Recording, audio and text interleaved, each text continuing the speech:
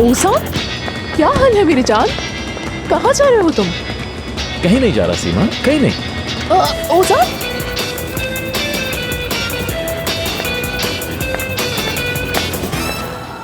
हाँ, ये आके उठा लो। हाय सरकन, क्या हाल है? ठीक हूँ सीमा, तुम कैसी हो बताओ? Same here. ये बताओ ओज़ान को क्या हुआ है?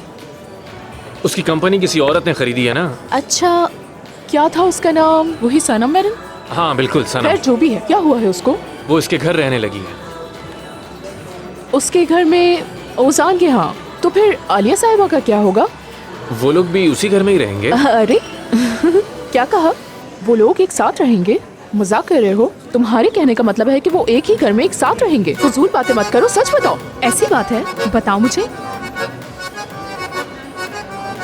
जहाँ तक मुझे समझ में आया है, ये औरत थोड़ी टेढ़ी है, यानी इससे निपटना आसान काम नहीं। टेढ़ी है? ठीक है, तो हम उससे निपट लेंगे।